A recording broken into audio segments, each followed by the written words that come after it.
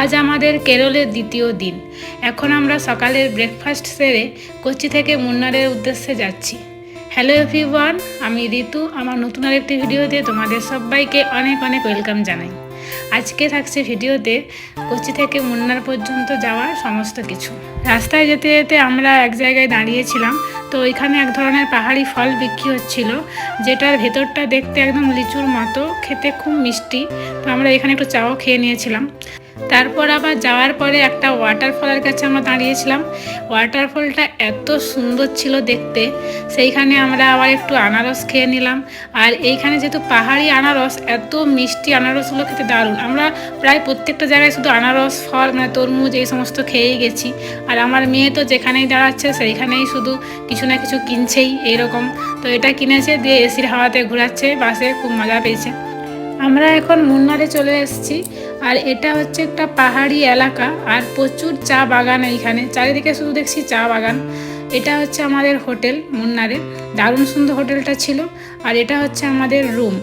আমাদের রুমটাও খুব সুন্দর আর খুব সুন্দরভাবে ডেকোরেট করা। আর আমাদের এই হোটেলটা ছিল একটা ছোট্ট নদীর ধারে। আর আমাদের রুমের জানলাটা খুললেই সেই ছোট্ট নদীটা দেখা যেত সাইডে, আর দেখা যেত একটা খুব সুন্দর প্রাকৃতিক সিনারি। এই জানলার ধারে বসেই প্রত্যেক দিন সকালবেলা আমরা চা খেতাম জানলার দিকে তাকিয়ে, কী যে ভালো লাগতো। আর এই রুমেতেই সমস্ত কিছু দেওয়া থাকতো চায়ের, তাই নিজেরাই আমরা করে খেতে পারতাম। তারপর আমরা এখন লাঞ্চ করে নিচ্ছি। লাঞ্চে অনেক রকম রেসিপি ছিল, তো আমি শুধুমাত্র মাছ দিয়েই খেয়েছি। সব জায়গাতেই খাবার অনেক থাকে, কিন্তু আমার একটুতেই হয়ে যায়, তাই আমি একরকম নিয়েই খেয়ে নিই। আর এখন আমরা এসেছি মুন্নার বাজারটা ঘোরার জন্য। আর এইখানে চকলেট প্রচুর পরিমাণে হয়, তৈরি করে এখানে। এই যে এখানে চকলেট তৈরি হচ্ছে, ডার্ক চকলেট প্রচুর। তো আমরা প্রত্যেকটা দোকানেই গেছি, আর ওইখানে চকলেট টেস্ট করবার জন্য ফ্রিতে মানে দেয়। আমরা সব জায়গাতেই টেস্ট করেছি, কিন্তু চকলেট কোথা থেকেও নিইনি।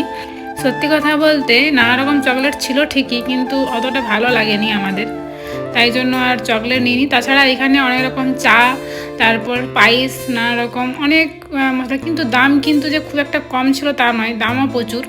আর আমরা এখন চা খেতে বসে গেছি। তো আমি যেখানেই যাই সেখানে চা তো খেতেই হবে। তো এই লিকা চাটা কিন্তু খুব সুন্দর ছিল। তারপর আমার মেয়ে আর আমি মিলে আর কি করবো এইসব করছিলাম। আর এটা হচ্ছে তখন সন্ধ্যাবেলা, এত পরিমাণে মেঘটা এরকমভাবে অন্ধকার করে আসছিল, তাই আমি একটু তুলে রেখেছি। তারপর আমরা হোটেলে চলে এলাম। হোটেলে চলে এসে আমরা চিকেন পকোড়া আর একটু চা খেয়ে নিলাম।